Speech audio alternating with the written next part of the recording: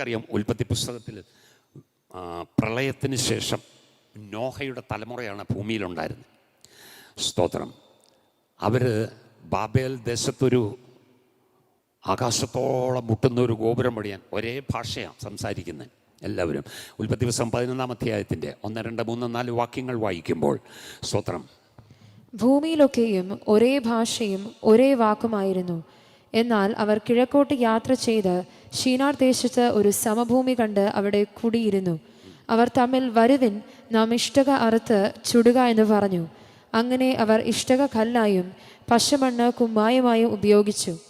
വരുവിൻ, നാം ഭൂതലത്തിലൊക്കെയും ചിതറിപ്പോകാതിരിപ്പാൻ ഒരു പട്ടണവും ആകാശത്തോളം എത്തുന്ന ഒരു ഗോപുരവും പണിക, നമുക്ക് ഒരു പേരുമുണ്ടാക്കുക എന്ന് അവർ പറഞ്ഞു. അവിടെ തെറ്റിപ്പോയി. നമുക്കൊരു പേരും ഉണ്ടാക്കാം. നോ, ദൈവം അത് പൊളിച്ചു കളഞ്ഞു. അതാ പറ്റിയത്. ദൈവിക ശുശ്രൂഷയുടെ കെയർ ഓഫ് ഈ പേരെടുക്കരുത്, പൊളിച്ചു കളയും. മിന്നിത്തിളങ്ങിയ ഒത്തിരി പേര് ആത്മീയ ലോകത്തുണ്ടായിരുന്നു. അതൊത്തിരി വെട്ടിത്തിളങ്ങി, പിന്നെ കണ്ടിട്ടേ ഇല്ല. Praise God, hallelujah. തിളങ്ങാൻ പോകണ്ട. സ്തോത്രം. നാം മുഖാന്തരം നമ്മുടെ ദൈവത്തിൻ്റെ വചനം തിളങ്ങണം ഈ ഭൂമിയിൽ. നമ്മുടെ ദൈവം, ഹല്ലേലൂയ, യേശുവിൻ്റെ നാമമാണ്. യേശു എന്നാ പറഞ്ഞത്? പിതാവേ, നീ എനിക്ക് ചെയ്യുവാൻ തന്ന പ്രവൃത്തി ഞാൻ തികച്ചിരിക്കുന്നു.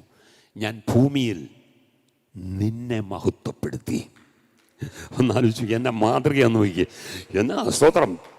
പുത്രൻ ദൈവമാ, അധികാരങ്ങളൊക്കെ ഉപയോഗിക്കാമായിരുന്നു, ഒന്നും ചെയ്തില്ല. പറയുകയാണ്, ഞാൻ ഭൂമിയിൽ നിന്നെ മഹത്വപ്പെടുത്തി.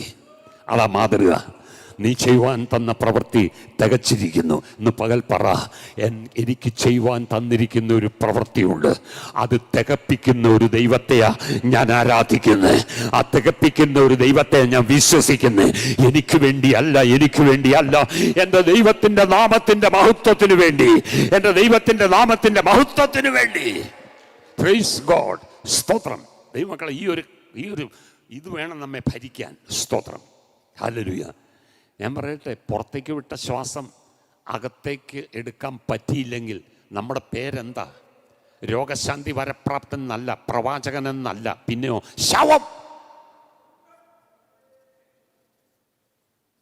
വെറും ശവം. ഇത്രയേ ഉള്ളൂ മനുഷ്യൻ. എന്നാ പുകഴാനാ? നത്തിങ്. ഹല്ലേലൂയ.